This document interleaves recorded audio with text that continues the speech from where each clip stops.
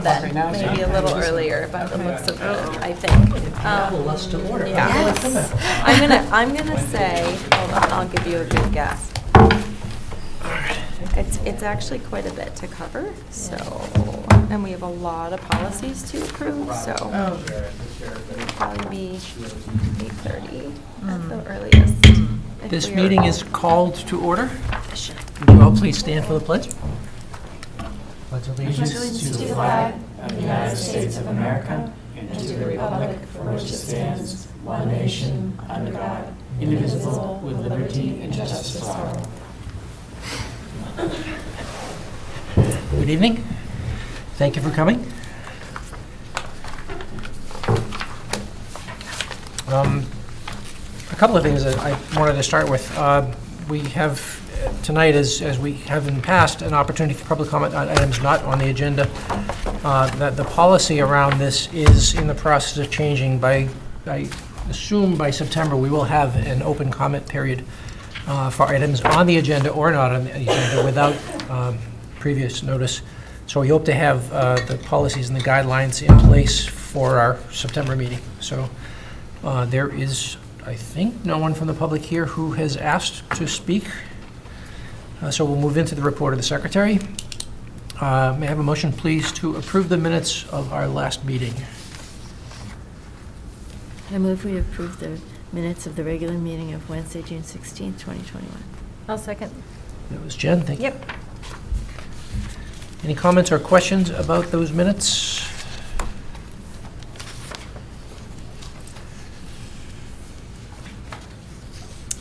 I didn't have anything. Yeah, I don't think I did either. I have to admit, I was busy trying to read all the other stuff.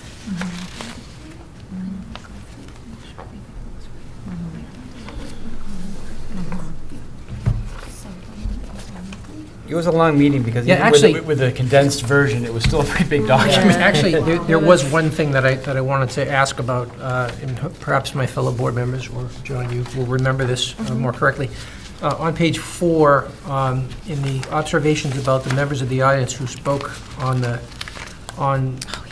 what was described as changing of the curriculum, I think it is an accurate representation that Mrs. Lieber expressed concerns about changing curriculum. However, I thought Mr. Sanborn's remarks were more about expressing his support for the DEI initiative itself, rather than any, I don't think he mentioned He change didn't to mention curriculum. changing of Is the that- curriculum. Want us to keep doing what we were doing. Thank you, basically. Joe. I Okay. did Yeah, see so that I'd too, like to and see thank that you. Yeah, change to reflect that, expressing his support for the district's DEI the initiative. DEI work or initiative, yeah. Okay. I don't believe he mentioned to change the curriculum in his Yeah, I remarks. think you're No, right. no.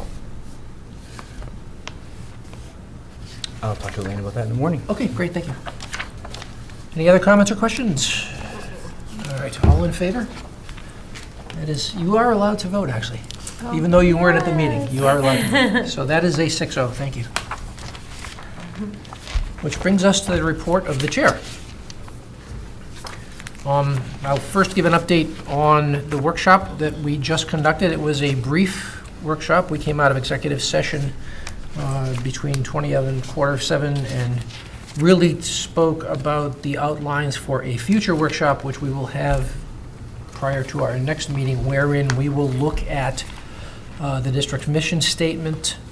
The board has been given access to the document that outlines the strategic plan. We'll review that in advance, and we'll talk about that in our workshop, and then talk about where we stand against the district goals and what goals the board wants to see formulated going forward. So that workshop will take place prior to our next meeting in August. You also have in your packets school board meeting dates for 2021, 2022. It sounds like it's so far in the future, and yet it's now. As usual, this will typically be the first and third Wednesdays of the month, except where those days conflict with school vacation weeks. It looks here like we have a suggested, the February 16th date is fine. That's the third. No, it's not, excuse me. So February 16th is the date we would move to in order to avoid the conflict, and in April it will be the 27th. So mark your calendars, please. Those are our board dates for the coming year. And I know I will not be here September 1st, but I will watch you guys. Yes, okay, good. Okay, before I hand it over to the superintendent, I did want to make mention of the fact that I called this meeting to order by using a gavel. This is new to the board. In my now 8 years on the board, the chair's never used a gavel before. I actually requested it because at our last meeting, order was briefly lost, and I was slow to react to it, and I think the gavel will be a tool for restoring order in instances where we may have to do that going forward. I take full responsibility for the fact that that got out of hand, by the way. I hope going forward to use it only to call the meeting to order and to signal that the meeting is adjourned, but we'll see. It's a tool that may be necessary to use. And that's all I'm going to say about that, which now means that it is time for the report of the superintendent. Okay, thank you very much. Our first agenda item is just an update on the summer projects. Our facilities group has been hard at work getting the buildings ready. It's an interesting task this summer. Some of the work that's needed to be done in the past is not needed this year because obviously there was times when the student traffic was not as what it typically is. And so there is a little bit of a time savings for our building staff. We have had some large projects done. We have had the roof at Marshall Middle School repaired, which was an issue that is kind of ongoing for us. As you probably noticed when you came in, we did have the parking lot fully repaved. That project took a little bit longer than we had anticipated. It was very interesting weather where we had some extreme heat which shut down kind of the work, and then it quickly followed with a large amount of rain, and that kind of pushed the project back off about a week. They are not quite finished at this point in time. They need to finish some seal coating on the sidewalks to kind of do the finishing touches on that. But the stadium, the lower parking lot, the upper parking lot have all been managed to a certain degree. I just wanted to make sure I'm clear also that the upper parking lot was repaved, and so we added about 2 inches of paving to that parking lot. The lower parking lot was resealed, so we repaired the cracks and resealed it, so that's a kind of more of a short-term solution. And then the stadium, the same thing was done. The stadium's not as much of an issue because there is very little traffic down there with cars, and so that certainly solves that problem.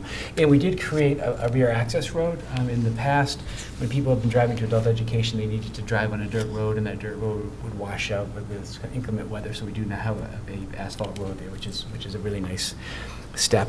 In addition, the circle loop at Elliott Elementary School has been repaved, and so we're in really good shape with that, and also trying to get those sidewalks taken care of as well. So really just trying to, paving was one of our big issues kind of going into the summertime, and so we're really in good shape with that work right now. The last big project that's out there is the repair of the roof at Elliott Elementary School, and that will begin work, I believe, next week. So just to kind of give everybody a sense of where we're at with those projects. Any questions? About 3 weeks ago, we received some information from the state regarding the additional subsidy that we received. And so, as I explained before, when we go through our budget validation process, that really locks us into a maximum amount of money that we can spend. And so when additional subsidy was provided later, that money was locked in a lot of ways. We were not allowed to use that. Some legislation has changed now for this year that gives us some flexibility to be able to use that money. And so Ryan and I spoke. In my notes, I kind of outlined some of those thoughts, and I wanted to ask Ryan to do a quick presentation for you, just kind of how we see leveraging that money. The tricky part for us is this, is that we want to be able to provide long-term relief to the budget as opposed to creating hills or cliffs, where if we can solve a problem for 1 year, what our concern would be is that the next year it would be double the amount that we would have to come up with, which creates a concern because we're not sure how this funding is going to work carrying forward. So our mindset was to really be thoughtful about how we can save the district money and then how we can lower the tax burden on the communities next year as we start to think about leases and things like that. And so Ryan's going to share some work that he had done, and as well as talk a little bit about one of these ties into an initiative that we'll talk a little bit later on in the agenda about. So in your packets, you should all have this green sheet with $1 on it. And it basically, the new rules I laid out as at the top of the page as 1, 2, and 3.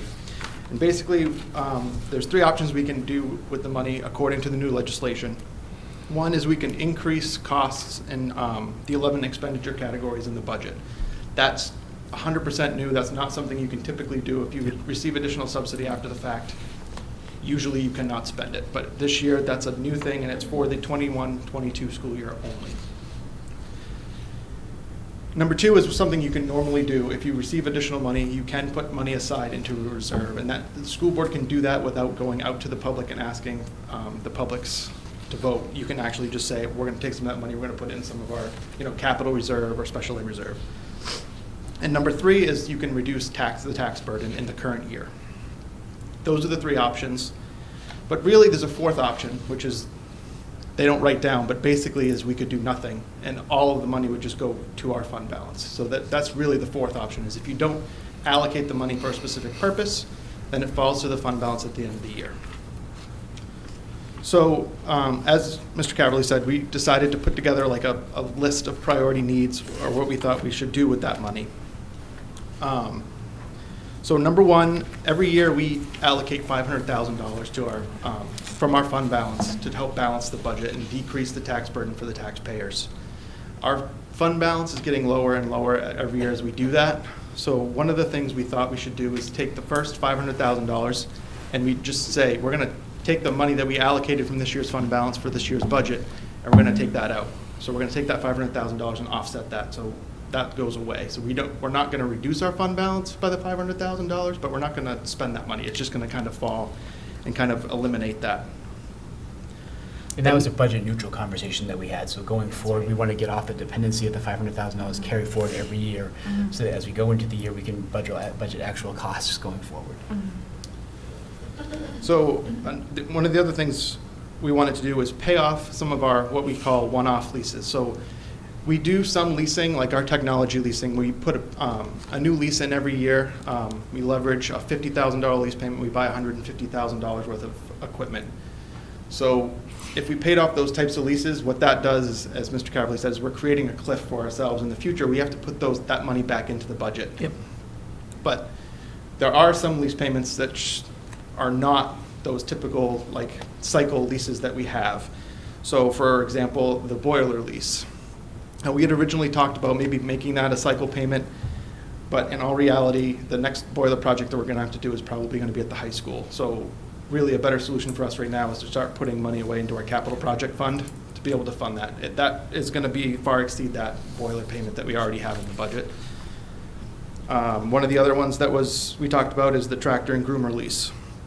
And the new lease that we did last year for our HVAC. So if you remember, at Great Works and the middle school. Our front end controls weren't talking basically to the boiler, so we weren't able to kind of control the heat as effectively as we wanted to. That was a large project. It was a lot of money. It was almost $40,000 for 7 years. So we're going to take some of that money and be able to eliminate that payment. So for years 1 and 2, we're going to take off the budget for next year $100,000 off for those lease payments. Year 3, we'll take another $56,000 off, and then years 4 through 7, we'll take $39,000. So it saves us money now and in the future. It also saves us $30,000 in interest that we won't have to pay because we're going to pay the money back now. Last year, it was last month, when the voters approved the budget, there was 2 items where we were going to put money into $75,000 into our capital reserve and $50,000 into our special education reserve. That money, again, comes from our fund balance. So what we talked about doing with this money is instead of taking money out of our fund balance, if you remember, this year we received quite a bit of federal funding. We weren't able to make payroll because we had to expend the federal funds first and then ask for reimbursement. What we're trying to do is build that fund balance back up a little bit so we won't have to borrow money in order to make payroll or whatever. One of the other items we prioritized was $40,000 for district SEL guidance, which is SEL stands for social emotional learning. That's something that we have to prioritize this year as we come back from the pandemic. And then basically taking the money that we had left at the end, which was $58,000, and just taking that and immediately putting it away into that capital project reserve. again, trying to get that built up, so when we have some of the larger projects like the boiler at the high school, which will probably be in the next 4 to 5 years, that we have some money put away, that we can just do that and not have to borrow money and pay interest. So just going down that list again, number one, the $500,000, that's something that the board won't have to take any action on. That just is going to happen automatically as the money falls to the fund balance. We will have to have a board vote in the future if we want to authorize the expenditures for the payment of the leases. That is going to have to increase the 2021-22 budget. The replenishment of the fund balance for the capital reserve and the special ed reserve, again, that would be a no action item. Increasing the budget for $40,000 would be a board action item that we would have to have on a future agenda that you'd have to vote to be able to approve that. And also adding the $58,000 roughly to the capital reserve would also require board action. Those would effectively increase our expenditure budget for the year. I think with the leases, what we would recommend is that we've made the lease payments for this year already, that we would hold on to that money to the end of the year, so that as the CRF monies came in, that would give us some capital to be able to pay for those units without borrowing more money. And then at the end of the year, we would pay off those leases fully. So we would hold on to that money for our cash flow to be able to manage the ESSER monies, excuse me, not CRF, but the ESSER 2 and ESSER 3 monies. And then at the end of the year, once we've kind of bridged that gap, then we would put that money in to pay off those leases. At which time we would vote to increase the overall budget. That's correct. Yep, makes sense. That's correct. So, and I just want to point out, there is an action item on this agenda for tonight where we're actually asking to borrow additional money to purchase a school bus and a new truck for our transportation department. And the reason we wanted to do that is, again, we wanted to talk about not creating cliffs for ourselves. Sure. So we bought 4 buses last year using CRF money. So we're already kind of off of our cycle. Normally we would have bought 2 buses this year, we're only buying 1. But with the bus and the truck, it's about 1.5 bus payments. So if we put that lease payment in and do it over 5 years, we've kind of kept it in for our cycle. So as we get into, and the reason we had to purchase the bus, if you remember, we added that to the budget at the last minute. It was for the additional pre-K 3 and 4 year olds. They needed a wheelchair bus, so we had to add that to the budget. Yep. So that's the reason we wanted to leave that in, and that's why we're paying off leases, but we're also asking the board to approve a lease tonight. I just wanted to make sure that was clear. Sure. What's the truck for, though? The truck is a maintenance vehicle for our transportation department. So right now, we have a truck that's, I think it's a 2003 Dodge Ram that's kind of in our service vehicle. That if the bus breaks down, that's the truck that goes out that has kind of everything on it. So that truck is older. It's not terrible. And so what we would do is we would purchase the new truck and give that to the transportation department, and then use the older truck as much as we can for the facilities work. Right now, for instance, we don't have a way to get a tractor from the high school to the middle school. And so we have a trailer, but we don't have any way to pull the trailer. And so that or if we need to move a lift from one school to another, we don't really have a way to do that. We have to hire people to come and move the lifts, so that would be a way to be able to handle that. I see. And then does it have to be a new truck? Can it be a used truck to get better bang for our buck? I think we are going to do a new truck, or we're suggesting that we do a new truck. We're also going to add a plow and a sander. So we're going to be able to fill in for, we contract out our salting and our plowing, but there are like sometimes trouble spots or places where we just, we need it immediately. So it would be really nice if we just were able to do that. So the cost of the bus was $100,000 with the lift, and the truck is $43,000, but there's an additional $8,000 or so on the truck for the sander and the plow. Any questions? I think we tried to put together a really thoughtful plan that would give us, solve some problems now, but also give us the relief in the future without creating these gaps. I think that was what my biggest concern was. This looks good to me. Sounds really well thought out. Yes, it does. The district SEL guidance work, and that will kind of tie into the work that we'll talk a little bit about around the school counseling program and some of the initiatives that we're trying to really accomplish with that. I'll talk about that a little bit more, just so people know. Thank you. Okay. So actually, this next thing we'll talk about it right now. How's that? Thanks, number Ryan. 3. We're no longer calling it guidance. Yeah, that's right. Well, it's funny because I looked at it and I realized that we have a guidance counselor. I'm going to use that word right now because we haven't made a change yet. Right. But we still have it down as a guidance counselor. So I thought it was funny. We're looking to change the name, but yet we still refer to it as guidance counselor later on in the agenda. So We just had an opportunity, as we had kind of talked about back in the spring, to really go to a national conference and look at our school counseling / guidance program. And so one of the things, as we kind of come out of the pandemic, we think this is an opportunity to really look at the social emotional learning of students and what all students need. And so taking some time to sit down with our school counseling staff and really dive into kind of what do we need for our students? How does this work together with our school social workers? How does this puzzle kind of fit together? Was an incredible opportunity. And one of the things that really became very clear is the real strong conviction that the American School Counseling Association has that their staff really needs to be thought of as a school counselor rather than a guidance counselor. And so I found this document, which I kind of think does a nice job summarizing, like, why is that important?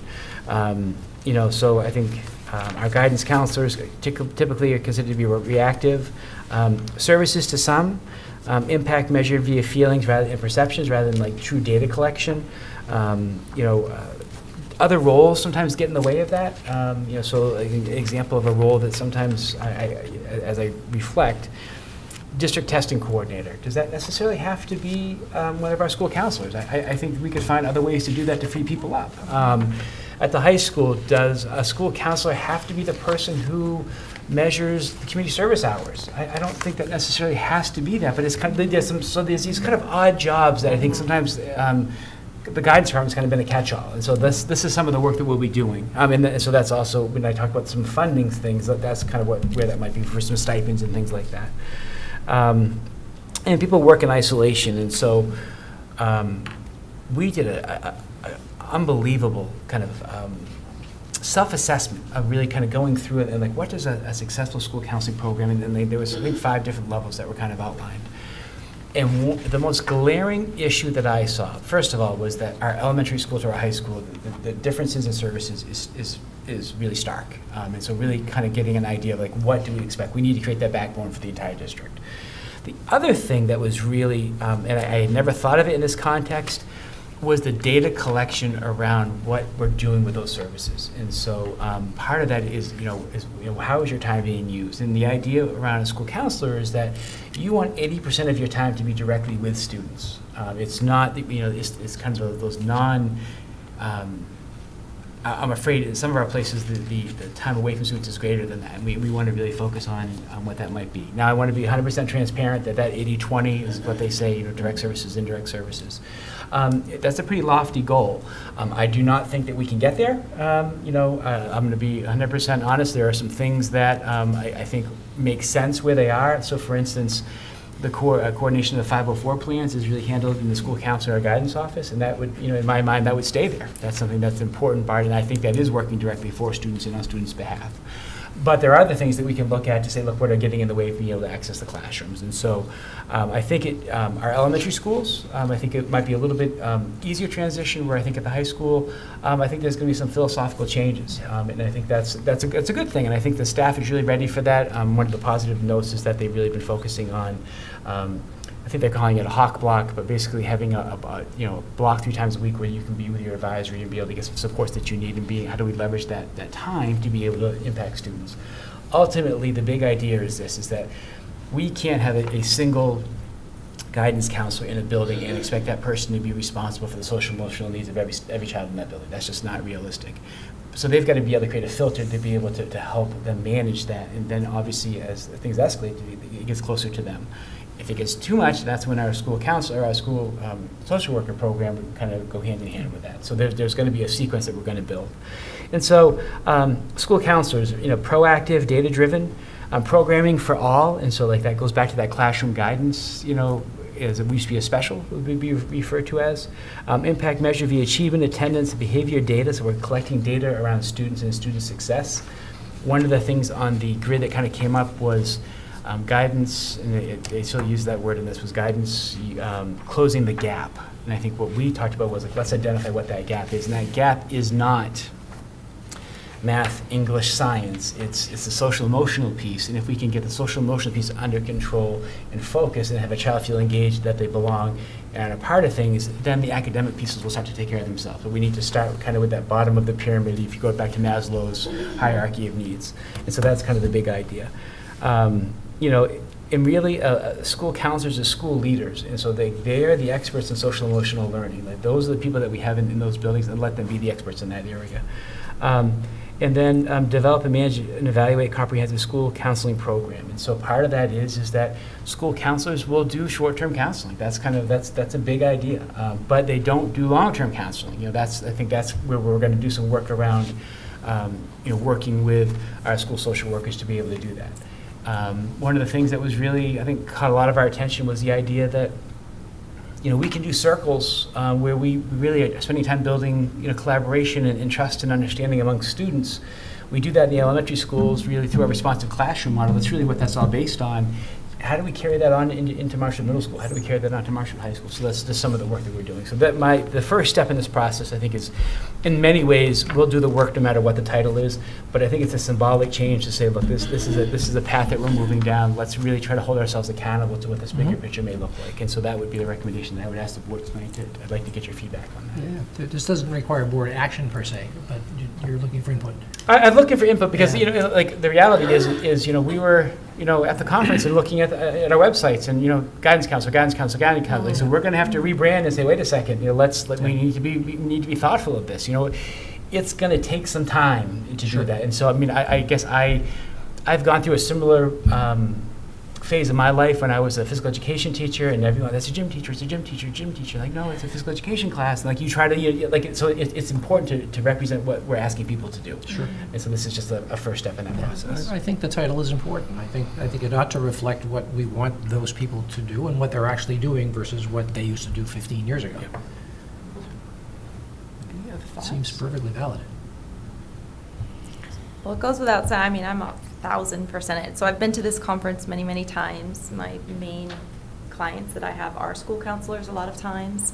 And one of my best friends is actually wrote the book on this stuff. So I 100%, where we have talked so much about the importance and the value that we put on mental health and social emotional learning, I think it just makes so much sense to make sure that our program is comprehensive and does allow our school counselors, I'm just going to say it, school counselors, the opportunity to focus on those things, which, this is the organization, this is the governing body of school counseling. I don't know if everyone is with the Maine School Counselors Association or has their membership with the American School Counselors Association, but they really are the running ship of all things school counseling, guidance, call it what you want. And so I do feel like, having kind of followed them for about 10 years, that they know what they're doing.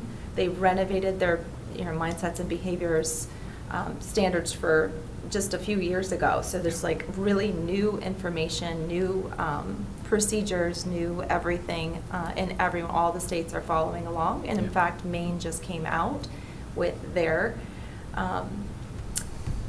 what would you call them? It's the main standards for guidelines school counseling. Absolutely. And they just came out with them. So I think the timing is really awesome. Yeah, cool. Yeah. Can I ask a question about, Sure. now, you know how we have that system, the kids enter all their stuff and why I'm blanking? Naviance.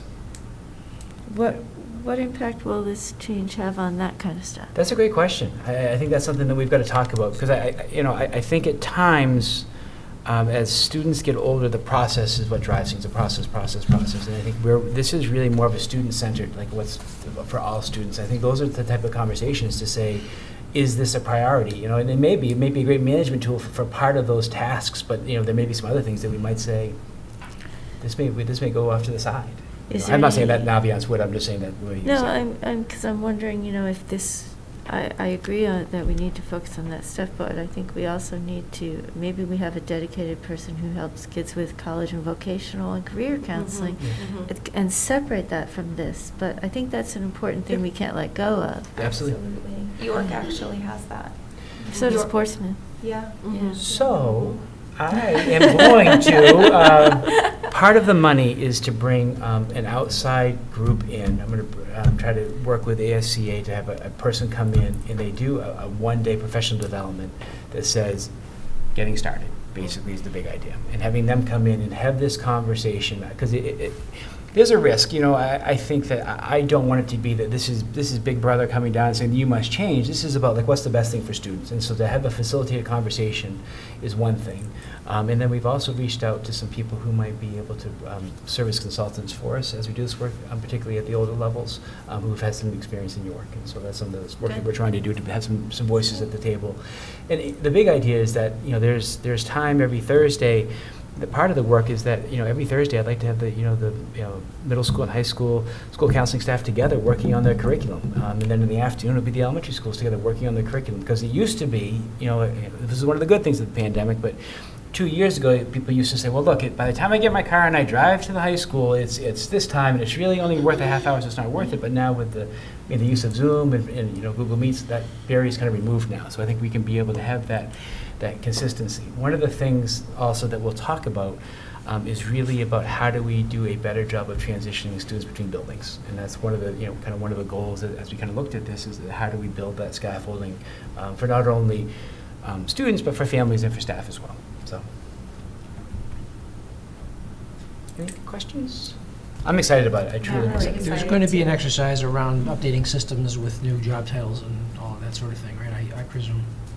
If we're changing guidance counselor to school counselor titles in the financial systems and I think contract language.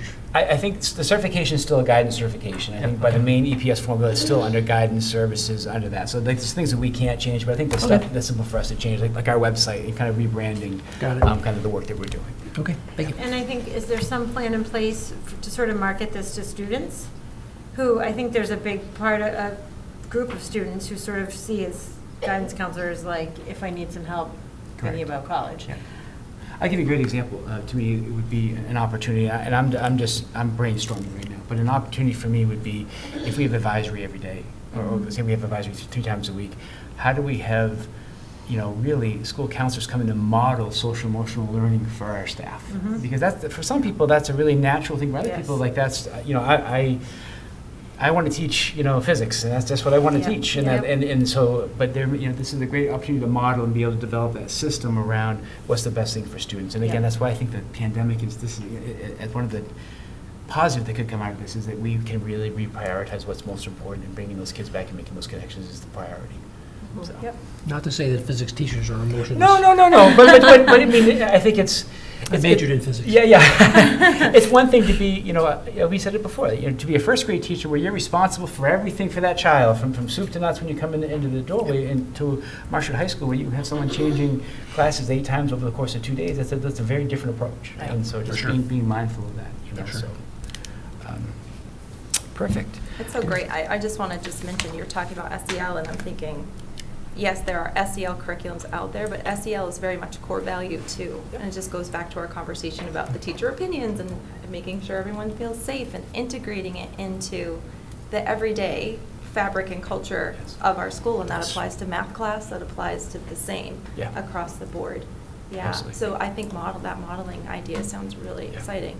And the staff was really, this really was their energy. Awesome. And so we need to get everybody in the room and be able to start. And I think the idea would be, let's take 5, 6, 7, 8 of those standards and say, let's really focus our time and energy on this, as opposed to we can't do it all. And so I think there's going to be a transition, and we want to make sure we don't want to lose things for students, but at the same time, it's an opportunity to kind of reassess where we're at. So. Would you imagine that there might be a role for more focused, to Sue's point, college prep, post-high school prep, I should say. Forgive me, I shouldn't have said college. That's / career / post-high school choices, whatever they are, to have support for all of that, I think is really critical. Sure. So it'll be interesting to see where it all kind of fleshes out. Absolutely right. Yeah. Absolutely. And I'm curious because I don't necessarily know where it will go. And so I think as part of that is really, let's bring some experts in and be able to help us, because I think there's things that we do a great job with, and some things we may want to rethink, and there's also things we may want to think, due to kind of where our students are coming back. So. Yeah, that's great. Thank you. Okay. Just an update on the CDC guidelines. We received notification in early June that June 30th was going to be kind of the date where the emergency information or emergency conditions, I guess is the best way to say it, from the state would cease. And so we had taken the approach that masks at this point will become optional for people. Certainly they're not required, but they would be recommended. And that's up to people to make that own decision for themselves, depending on the vaccination level and things like that. And so we're following as we've always said, we're going to follow what the safety guidelines are.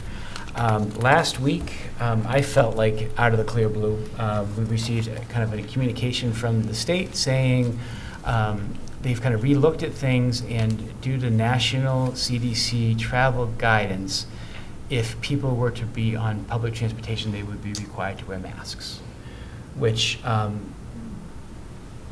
of took my breath away a little bit to say, wait a second, this is not the message that we had 2 weeks ago, which felt like you have that moment of, yes, we're coming out of this, then all of a sudden we're taking a step back now, and it feels a little bit different. And so the state of Maine said that in light of that buses will be, passengers and drivers on buses will be required to wear masks, no different than if you were to be on an airline right now flying someplace you have to wear a mask. And so we shared that with our families of the summer, some of our summer programming, and shared it with our drivers. Frankly, I understand it, but it's a little bit concerning because the messaging, I don't feel great about that. But that's the CDC's decision. It was very clear from the state that would be the expectation, and it really wasn't up for debate. Sometimes they will throw it's a local decision piece in there, and it was not written in that vein. So there has been a change, and so. Early next week, my goal is to get a letter out to families just to kind of let them know where we are with things. I said that we would kind of, at the end of July, be able to talk about things a little bit. A couple of questions that have kind of continuously come up is that, we are going to offer some programming for people who need to be remote, but that's going to be kind of a smaller segment of our population. It is not going to be the program that we had established last year. We just don't have the staff to be able to do that. So there's some questions about that I'll answer those questions. I will talk about the busing. I cringe when I watch the news because I just feel like every night there's another version of we're going to be back in masks, and I think it gets people's, it makes my tension go higher, because I think we'll stay the course until we know, and then that's all that we can do. We have provisions in place. We are still prepared to be able to go to the 3 feet distancing that was in place before if we needed to do that. One of the big issues for staff, the elementary schools, I think I probably mentioned it already, but staff all want to go back to every child having their own table in the elementary classrooms, and we cannot do that. We're going to stay with desks, and the reason we're going to stay with desks is that if things do change, we're able to kind of go back to create that spacing if we need to. So I think our plan right now has some flexibility built into it.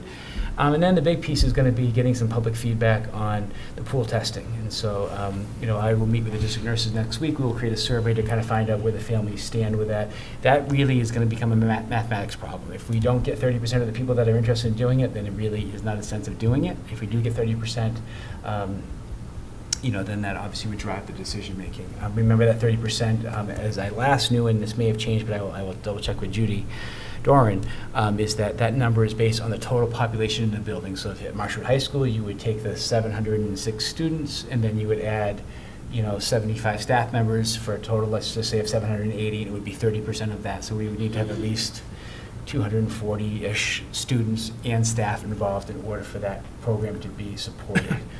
And so I just want to be clear about that as I get that information up, but we'll be doing a survey next week about that as well. So as it currently stands with the CDC guidelines, the students will be required to wear their masks on the buses, and then they'll take them off when they come to school. They had the choice to take them off when they come to school. If someone would like to take their mask off, they certainly can. If people want to leave the masks on, they certainly can. What we can't do is we can't police. If people choose to wear it, then they choose to wear it. If they choose not to wear it, they choose not to wear it. If it's either going to be yes, everybody has to wear it, or we're going to have to leave it up to people's opinions. And right now, we're going to let people make that decision for themselves. So what about the kids who can't get younger kids because they can't get vaccinated? Yes, I think we'd have the same approach, and that's part of the questions that I'll be curious on how that will manifest over the next couple of weeks. I have not heard anything, but I think as they talk more about the Delta variant and things like that, I think people are getting more and more. Numbers are up, but certainly weren't where they were this winter. So I think that there's just there will be some data collection over the next few weeks.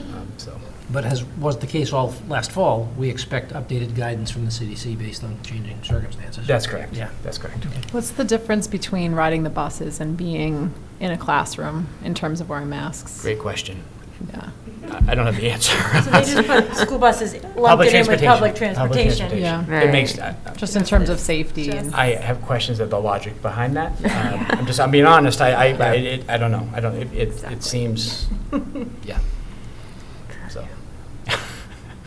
That was one of those emails that you just cringe when you have to write to say, I'm having a tough time getting my head around it. You know, but that's the reality, so. Please don't ask me to explain it. Yeah, I am doing what I am told to do. Yep. And so it was interesting because it almost felt like, and Heidi and Ryan read it as well, but it almost felt like there was a little bit of the state saying, this is due to federal. It was almost like this, those federal guidelines haven't been updated since January. So there's a chance that between now and August, those They're gonna say guidelines school's could be coming. changed. I have no idea, but there is a chance that could happen, but just so people are aware of that.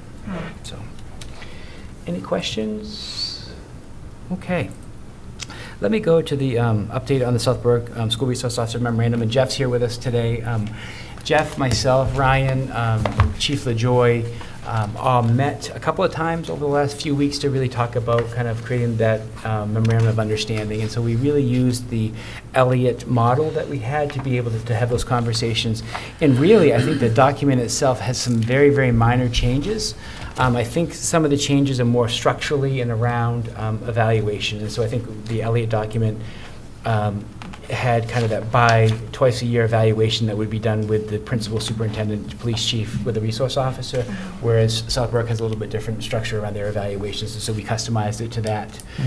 We also talked a little bit about making sure we had updated kind of the law language, and so making sure that you make the attempt to be able to contact parents in the case of an investigation, and kind of making sure that our policy work that we had just done over the last couple of months was reflected in that memorandum as well. So, Jeff, did I miss anything that you? I think one of the biggest changes was when Elliott wrote theirs, the state of Maine did not have an SRO certification. And they are rolling out through the academy next month an actual school resource officer certification from the state of Maine. The state of Maine is now back in the position. Elliott had gone with the NASRO, the National Association of School Resource Officers class, which is great, and it's what many of us have taken over the years. So we updated the language to say either or. So the position will require a certification through NASRO or the Maine Criminal Justice. Are there any significant differences in those certifications? Maine's certification really focused on the social emotional piece and less on the law enforcement. NASRO is very good and focuses on that too, but they have a separate class on adolescent mental health. So Maine put a lot of their time into that. But once it's up and running, we're going to sit down and look at NASRO's curriculum versus the state of Maine, because we're hoping that the state of Maine will also kind of grandfather those SROs that have taken the NASRO certification and then apply. And there's also Maine is requiring a recertification period. So every 1 to 2 years, they haven't determined that yet. In order to remain a certified SRO, you're going to have to take continuing education, which Okay. NASRO does not require. Oh, That's good to hear. I know that when we did the plan, the Elliott plan, I was on that committee. There was no other certification, but I would think that Chief Moya would be happier with the main one as well, because that was both our, focus was the social emotional piece. And I'm on the committee that created the curriculum for the state of Maine, and that was really our focus was we wanted to be Maine-centric because we're working with Maine students, and we wanted to really shift the focus from the law enforcement piece to how do we support students every day in the building. That's what we wanted to do too. There was no other option. There wasn't this option. I wonder if we can amend that. I think one. the chief and I spoke already this week. Yeah. So they're in the middle of gathering resumes at this point in time. So that absolutely is on his radar right now. Okay. So, yeah. I think I knew he would feel much better about that. Yeah. That focus. The next thing is just a conversation that. Oh, sorry. Sorry, will this be on the website when it's finalized? Can we put it on the website? We can put it on the Okay. website. I would like to- I'd love it to be on the website. Absolutely, we can. Yeah, I never thought of that, but sure, there's no reason that we couldn't do that. Absolutely. Okay. Yep. I like that idea. I just feel like the more transparency, It's great. the less, It's the actually, more yes. opportunity we have to point people to information. And I think yeah, the better off. And Yeah. this And it really clarifies the position does. from what you It's- hear it's really Correct. nationally, well what done. you think of with SRO and all the. I think there's confusion around that. Yes. Right, and this agreement is actually very similar to the one that the state of Massachusetts has adopted statewide. Oh, So nice. every SRO agreement in the state of Massachusetts basically has this agreement. Yep. So Yep. It was great. Okay, thank you. Very cool. Yeah. Excellent. Next on the agenda is a conversation that we had during the budget season, and I had mentioned about one of the issues that we've run into is that we are having a hard time finding substitute custodians. We are having a hard time finding custodians, period, right now, to be totally frank. We've had an opening since May, and so that's an issue that we've had. And so what we are trying to do now is take our substitute money and be able to pool that together to be able to create a long-term substitute / repair person.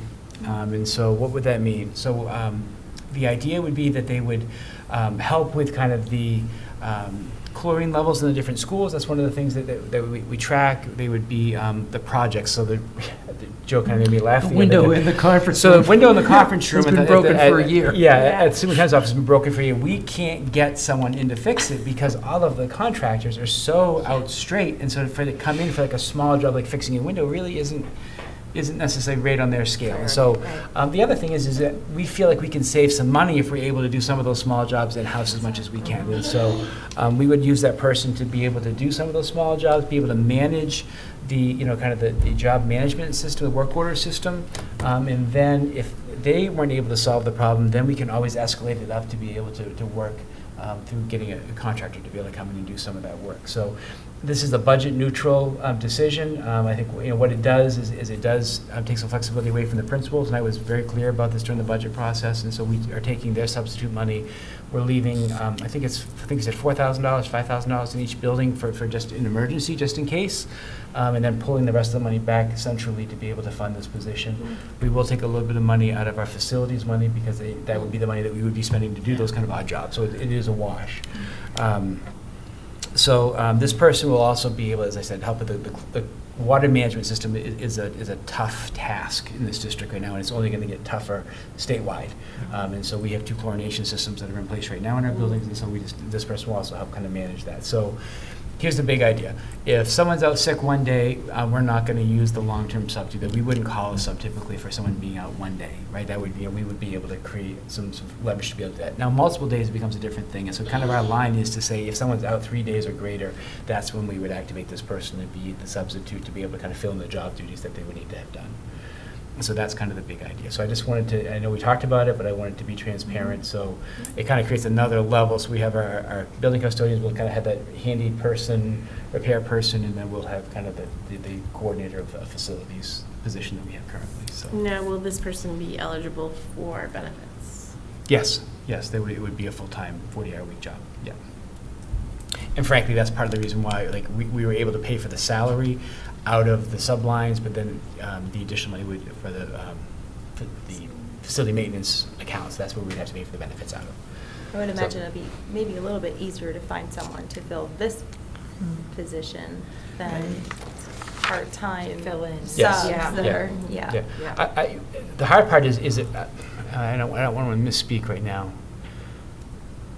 but I think our top substitute custodian is also one of our bus drivers, which in many ways causes a whole nother issue around overtime, right? And so, so I think that's where we're at right now with our substitute custodians. And so we have another one. Excuse me, I'm sorry. We have a college student who's kind of fallen into our lap, and so that person really has been at Elliott since beginning of May to be able to help Mike Butterfield up because they've been short-staffed, and we tried to hire 2 or 3 different people, and it's fallen through every time. So we're still in the search trying to find a full-time custodian at Elliott right now. So. Any questions? Okay. And so I will post that position, just to put that post it internally, and we'll see what happens. Next, we had a meeting just before the end of the school year, and one of the charges was to create a diversity, equity, and inclusion webpage. And so Heidi did a fantastic job of putting that webpage together. I just think it's important that we have that information out there because I think there's a lot of misinformation, and I think, as we said in our executive session, or excuse me, in our workshop, that making sure that we celebrate diversity, that all people are included, and that we show equity across everything is a core value. It's not about a class or a curriculum. It's about making sure that all kids feel safe, all kids have a right to an education, all kids can be supported in the classroom, because, again, Maslow's hierarchy would say if you create that foundation of feeling safe, then you would be able to obviously be able to learn better. And that's the whole idea around that. So that, that will be an opportunity for us to share information kind of going forward.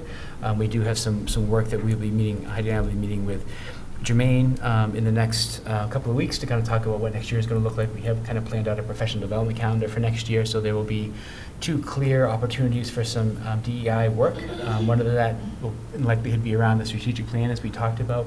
The other will be around kind of managing, how do you have some conversations in the classroom that can be tricky at times, and that's some work that we're going to be doing. So in addition to our Alice training day, which it will be in November, and there'll be some more about that as we get closer with the Alice training. So questions about that?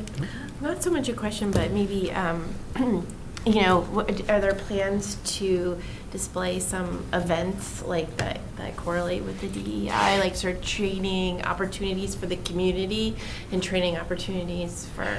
I think the first step is we want to create some relationships between the community and the school with this. And so that was the idea. We had the community DEI coordinator. And so now that we're kind of coming out of the pandemic, I think there's some community resources that we want to reach out to. And so one of the resources that I've had some wonderful conversations with is the local police departments.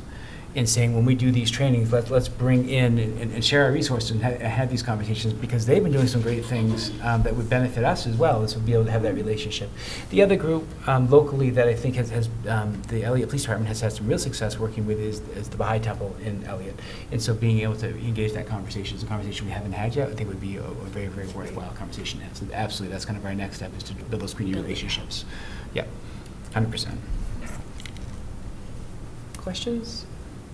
Okay.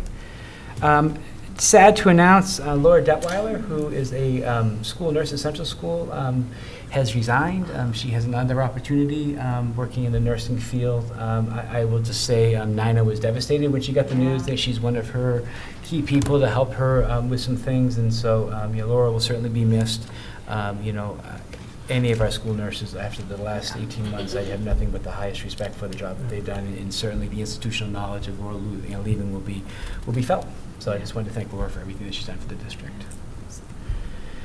Student report, they're not here, and I just so you know, I followed up with Rob, and we're trying to, I'm trying to get clarity as to where we are with the new student rep to the board. And so it sounded like the student council, the ball got dropped at the end of the school year. I'd like to have someone in place for that first meeting in September. That was a conversation I had with Rob. He needs to reach out to the advisor, and so I spoke to him on Monday. I have not heard back at this point in time, but just so you know, that is something I'm curious as well.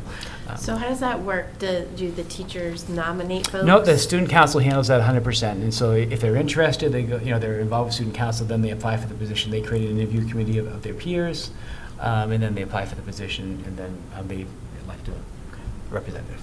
And so it's a incoming junior. Incoming junior, Okay. that's correct. Yeah, Trevor will be our senior rep. Yep. And that concludes a lengthy report. Thank you for that. Thank you. And we're not done. We have another minutes to report on.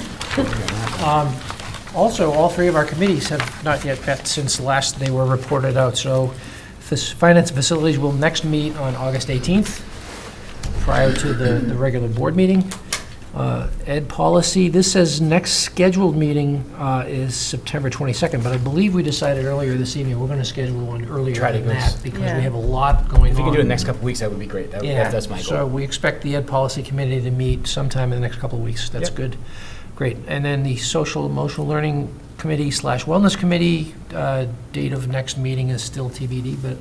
My guess, if the pattern holds true, would be September 1st. Okay. Would be that, I think we meet the first meeting of the month, and then the second meeting of the month is usually the Facilities and Finance. And so that September 1st would be that first meeting. Okay. Very good. That brings us to new business. We have a bunch of policies that came out of the last meeting of the Policy Committee to look at, and let's dive right into them. Can I have a motion, please, to approve the first reading of DJE? I move we approve the first reading and discussion of policy DJE for bidding requirements. I'll second. That was Jen? Yep. Yes, thank you. DJE. Is there any change to this policy? It looks like this is just a scheduled review. Yeah. Yeah, Ryan knows. This is Yeah, they've this is done- the Ryan policy. Thank you. So DJE did not change, but the procedure that went along with it did change. So I think it's just the reference at the bottom got changed. like Adding the date. cross-reference for DJE-R. That's correct. Got it. Okay. I can stay up here and Yeah, talk because about- we're going to ask you about DJE-R in a second. Right, so Okay. there was a small, I think there was a line, I think it was the second to last page of the policy, that there was an exclusion for school nutrition. We had our school nutrition procurement review, and they basically said, you can't have that in there, so we removed it. Okay. Very cool. All right, any other questions about DJE? All in favor? I see 5 hands. 6 hands? Okay, good, 6-0, thank you. May I have a motion, please, around DJE-R? I move to approve the first reading and discussion of policy DJE-R, Federal Procurement Manual for Main School Units Administrative Procedure. Second. Thank you, Heather. And that's that one change that Ryan just told us about. Otherwise, good to go. Any other questions or comments? All in favor? That is 6-0, thank you. May I have a motion, please, around JLCD? I move we approve the first reading and discussion of policy JLCD, administration of medication to students. I'll second. Thank you, Lisa. Sorry.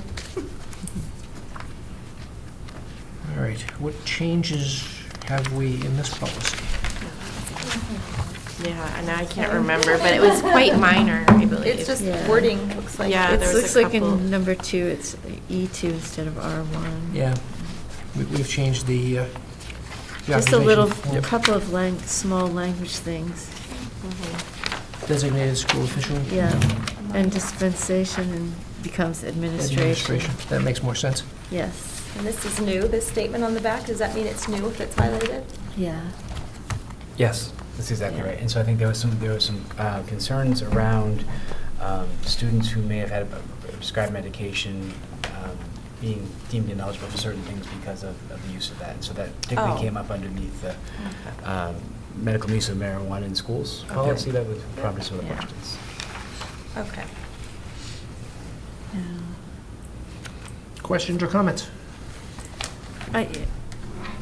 I have a question about this, actually, because I was listening to this meeting remotely and trying to, is this part referring to medical marijuana or more like things like Could be anything. Adderall and stuff? Because marijuana can't be prescribed, is not prescribed by medical doctors. No, but we have a policy So- that allows it in Okay. school, and so if a student Yeah. were to be using it in school, they can't, someone I can't know, twist that's, it. I was Yeah. just Yeah. questioning language-wise because it's technically not. Yes, yeah, yep.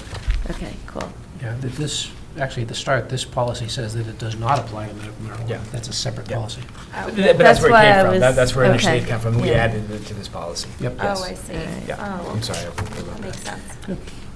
All right. Any other questions or comments? All in favor? That is 6-0, thank you. May I have a motion, please, around JLCD-E1? I move to approve the first reading and discussion of policy JLCD-E1, administration of medication to students on school field trips. Note change in policy number. Yep, A second. that was Jen. Yep. Thank you. And this is just around the change in the policy number, it looks like. Yep. Yeah. Okay. R2 has become E1. E1, Exhibit 1 rather than Procedure 2. Right. Yeah. Questions? And the same thing for tax policy as well, it's the same. Yep. All right, all in favor? That is 6-0, thank you very much. A motion, please, around JLCD-E2. I move we approve the first reading and discussion policy JLCDE2, administration of medication to students authorization form, no change in policy number. Second. That was Jen, thank you. Yep. So that's all that was. This is identical, you said? Yes. Just a change in the suffix? Yes. Right. All in favor? That is 6-0. Thank you very I much. think, in fact, we like this form better. That's why we stuck with it. Yeah. So. Good. May I have a motion, please, around JLCDA? I move we approve the first reading and discussion of policy JLCDA, medical marijuana in schools. I'll second. Thank you. So there's a fair bit of language to consider here, it looks like. Updating the law was really the big idea. The other Right. part, when this policy was originally created, the medical marijuana policy did not apply to students 18 years of age or older. So it was only students 17 and under, and so this change in the law now is students including 18 years old or Yep. older. So that is a change. A student being a student. Makes sense.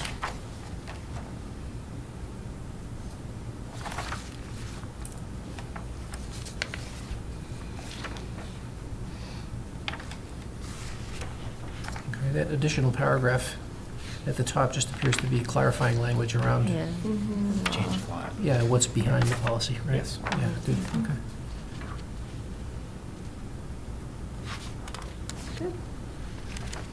Any other questions or comments? No? Okay, all in favor?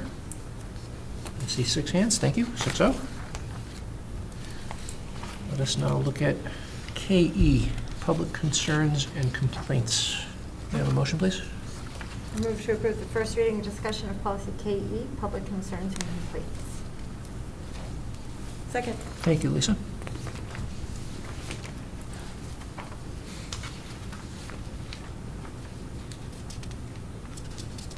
Clarification language in that Small language change? second or third paragraph? I think a small language change, but a large philosophical. Kind of what, yeah, Right. to Yep. include Yeah. staff. Yeah. Interesting. Yeah. Right. And the idea is if there's an issue, let's try to solve it at the lowest point rather Yeah. than Yep. Yeah. not.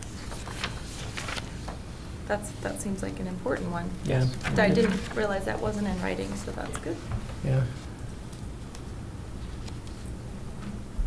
It seems to say that the language change seems to say regardless of where the complaint originates, it should go through this process. That's correct. Yeah, Right. that's a nice change. Questions, comments? Awesome. All in favor? That is 6-0. Thank you very much. Professional norms that we're trying to create. That's Right. the idea. Yes. Like it. Like it. The next item is with regard to that lease purchase of the school bus and the plow truck. Now, somewhere in, I don't know if it's in the packet, but it was in the information in the folder. Thank you. There's an actual wording of that motion that differs from what's in the agenda that Oh, I I think see it, okay. probably needs to be, I have it, yes. I'll read it. Yeah, go ahead. Thank you. I move that the vote entitled "Vote to Authorize Lease Purchase of a School Bus and a Plow Truck in the Principal Amount of $152,767" be adopted in a form presented to this meeting. I'll second. Thank you, Lisa. Mhm. Okay, and this is what Ryan was speaking of earlier. Please.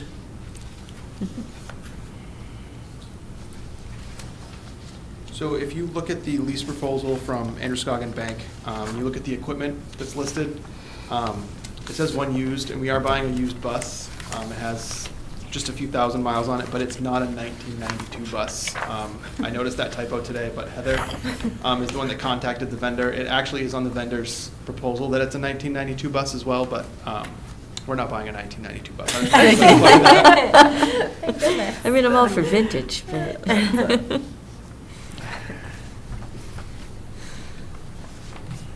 I know you wanted to support or sport antique plates. didn't That's you? right. Yeah, it's over 25 years. That's wonderful. All right. Anyone have any other questions or comments about this motion? All in favor? 6-0. Thank you very much. Okay, it looks like we now have a number of nominations to address. Actually, quite a large number. Let's start Yeah. with Barbara Mundell. I move we nominate Barbara Mundell, first probationary to second probationary teacher, school year 2021 to 22, for 1 year only, Marshwood Middle School, half-time remote learning coordinator. Yeah. So we are using the online Can I learning. get a second? Oh, I'm I'll sorry. That's okay? I'll second Jen. Jen, I mean, like okay. a second as in a second, or really a second? I'm sorry. Go ahead, Joe, I'm sorry.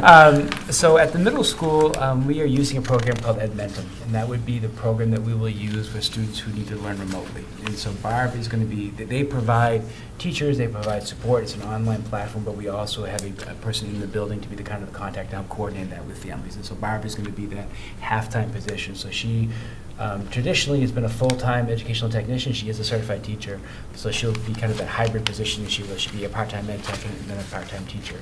So that would allow us to be able to have students be able to access some curriculum remotely. And I think we have about 20 to 25 seats available, and that would be based on basically medical needs. So. Okay, and because she's already a full-time ed tech, that's why this motion does not include the salary information. That's correct. Yeah, okay, That's correct. got it. And it is a one-year-only position, so Barbara's going to go into that second-year probationary role. And so at the end of that probationary period, we would have to either have her return to the ed tech position, or she would have to become a full-time teacher due to the main law around probationary status only being 2 years now. And so just we can get away with this for one more year. We cannot do it for an additional year. There can't be another one-year position going forward. Okay, Got it. any other questions? All in favor? 6-0, thank you. May I have a motion, please, on Brendan Whitaker? I move we nominate Brendan Whitaker, first-year probationary special education teacher at Marshwood High School, BA 01, $45,008 school year, 2021 to 2022, sorry. Second. Thank you, Lisa. So Brendan is currently working in the summer school for our students at Marshwood High School. Really excited about the job that he's doing in the classroom. Just been really neat to be able to go in there and to see him interacting with students. He has as you can see, kind of a Bard College. There's a real music-based education piece that he's had. Then he worked on his teacher certification through New Hampshire Technical Institute. But really, just a refreshing classroom to walk into, where he's working with our life skills students, different projects, have them create board games, using music, just a really refreshing approach. We're really looking forward to having Brendan join our team. Questions? Yay. All in favor? That is 6-0, thank you.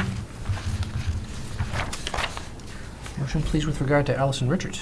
I move to nominate Allison Richards, first-year probationary pre-K special education speech pathologist at LA Elementary School, master's plus 17 years, $80,441 for the school year coming. Second. Thank you. Go ahead, John. What a wonderful interview to sit down with Allison. She is a parent of a child two children in our district, I should say, but just a great breadth of experience. And so she's been working most recently in the Oyster River School Department. She had an opportunity last year to kind of do a one-year position where she was like a math interventionist, reading interventionist, which is a really interesting combination when you have the speech pathology and speech and language backgrounds to kind of get those two pieces together. And so really an opportunity for Allison to create kind of that special education programming at the pre-K level with the program, the CBS program that we're creating at LA Elementary School. So I think we're really excited about She's that. awesome. She'll be wonderful. Great background, Yeah. super talented person. That's exciting. Yes. Wow. All in favor? Great news. That is 6-0, thank you. May I have a motion, please, around Shelia Cleary-Runing? I move we nominate Shelia? Sheila. Oh, Sheila? Is this misspelled? Is it misspelled, or is that? No, Shield, that's how you spell Shield. Sheila. No, Sheila's S-H-E-I-L-A usually. Huh. We'll Okay. probably check that. Anyway, Sheila Cleary-Bruning, first-year probationary guidance counselor at Central School. Master's 17 years, $80,441 for the school year 2021 to 22. I'll second. Thank you. So Sheila's joining us from Rye with just an outstanding background from Greenland, in school counseling services. And so this really mirrors the work that we're going to be doing going forward. Bree Thomas had been the long-term counselor in that building. Sheila comes with a great deal of experience, really with the school counseling kind of mindset and really a systematic approach. And so I will say, Central School did 3 rounds of interviews, just because this is such an important position at the elementary schools. And again, so we talk about the school counseling positions where there isn't a fellow administrator in the elementary schools. So the school counselors get leaned on a lot of different roles at the elementary schools. And so I think this was a really important hire for them. And so they really took their time. Nina did a lot of background work, had a lot of staff involved, and really felt like, you know, they had a great candidate with some great experience to be able to step in and help that building move forward. So. All in favor? 6-0, thank you. Her name is spelled the same way on the, Yeah, I saw that. so, yeah, Yeah. we might want to find out exactly How she spells her name. how she spells her name. That could be right. She Yeah. might actually Yeah. spell it that way. Absolutely. May I have a nomination, a motion, please, with regard to Renee Doucette? I move to nominate Renee Doucette, first-year probationary gifted and talented teacher at Marshwood High School, CAG 17, 84,097, school year 2021 to 2022. Second. Thank you, Heather. So I was heartbroken 5 years ago when Renee left Marshall High School to go to Kennebunk. And she was a fantastic English teacher here at the high school. I believe she's nationally board certified. I don't have it, but she did some incredible work in our district. And so she reached out and really had a desire to dive into the gifted and talented role at the high school and really kind of grow that program. And so we're really excited to be able to bring a veteran teacher on. There's a couple of positions. It's been interesting this year with some hiring. We've had some positions where we've had a lot of applicants, and we've had other positions where it's very much not as much. And so there is some certification issues that we'll be able to maneuver around. But I think we're getting a master teacher who is truly student-centered. And to have Renee come back, I'm really excited to hear that she was willing to do that. So. All in favor? 6-0. Thank you. May I have a motion, please, around Marissa McHugh Armitage? I move we nominate Marissa McHugh Armitage, first-year probationary music educator at Elliott Elementary School, MA 12.8 FTE prorated 53,022 for the school year of 2021-22. I'll second. Thank you. Lisa? So Marissa would be joining the Elliott Elementary School with the retirement of Brian Kilo Burrow. Can I say that right? Bergeron Kilo, sorry. And so just great energy, great background from NYU. She'd been working in Amesbury, I believe, for the last little bit. I had worked in Singapore before that, so a great breadth of experience. Lives in New York, so it's kind of a nice fit for her.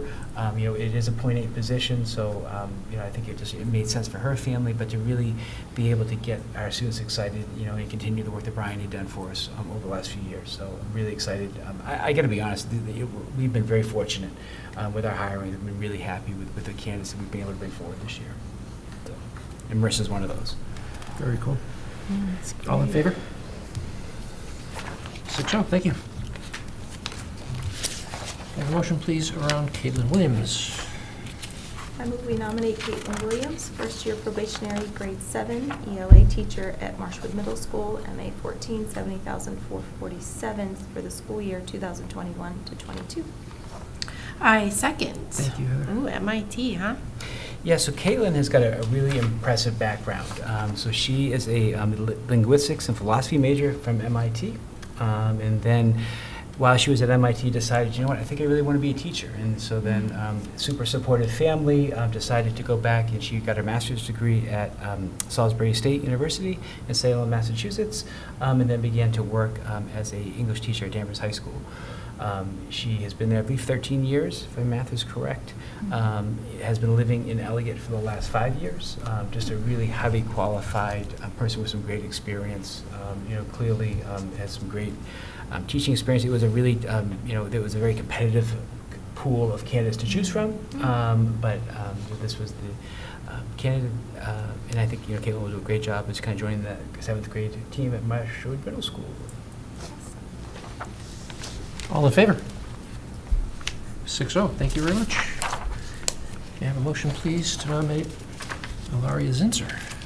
I motion to nominate Ilaria Zinser, first-year probationary social worker at Elliott Elementary School, Master's 8, prorated .4, $23,374 for the school year 21-22.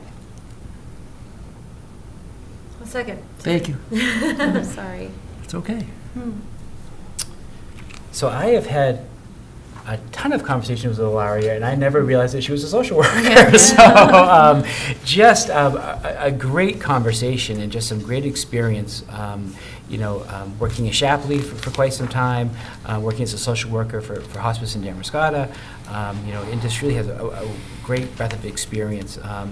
And so really excited about the opportunity to try to build those social emotional learning skills at Elliott Elementary School. So that's a school where I think probably from a social work standpoint, we have probably the least amount of experience, and so Larry is going to have an opportunity to really work with our SAT team, to be able to work with our special education plans, and be able to kind of build a culture around how do we support students, inside the classroom. So really excited how Larry was looking to join us. All in favor? That is 6-0. Thank you very much. And the last one, and I think this one is pretty hot off the presses, if I'm not Couldn't mistaken. get much hotter off the presses. Could I please have a motion to nominate David Creech? I will do the honors. I move to nominate David Creech, principal at Marshwood Middle School, $112,054 prorated to start date. A second. Sue, thank you. So, as you all are aware, we have had a really ongoing process to find the next principal of Marshwood Middle School. And so, for those of you who may not remember, we opened up the position early in May. We offered interviews. We had about 20 applicants. We went through the first round and just didn't feel like we found the right person. And so we made the hard decision to reopen the position. We had another 21 applicants apply. We also kind of broadened the hiring scope. We went out to some different websites that we traditionally don't access, so that we will going forward, which I think is really exciting. And so we brought in 5 candidates last Friday, had a really competitive interview process. We interviewed all those candidates in I would say, a grueling day for those people. So there was 5 different subsections of like a 45-minute session, and then we met, anybody was welcome to attend. We met from 4:45 to approximately 7 o'clock, 7:15, kind of just processing who we thought the next candidates were to kind of go forward. We took those list of candidates. There were 3 people that we took forward as we interviewed all of them this morning. And we did some great work. We had 7 people on that committee, and made a really tough decision. It was, we felt like we had 2 really strong candidates that we were both, I think we felt comfortable with both of them for different reasons. And so after quite a time spending processing, David Creech is our nominee. He has some great principal experience. Clearly, the collaborative work that he does with staff, was a really strong suit. I think he was super student-centered. I was thankful that we did a second round of interviews, because I think we learned a lot more about all the candidates by doing the second round of interviews. David comes to us from where he was at Scarborough High School as a principal. He was then at Winthrop High School as a principal, and then he was currently at Yarmouth High School as the athletic director. And so David Creech is the name that we would bring forward to be principal of Marshwood Middle School. We're excited about the work. I will say, and I think it's important to note that every staff member had this person as their number 1 choice.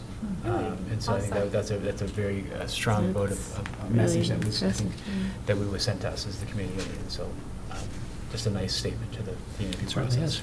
Yeah. I feel like we Questions? turned over every stone. It was a Questions, comments? All in favor? Glad that worked 6-0. out. Thank you.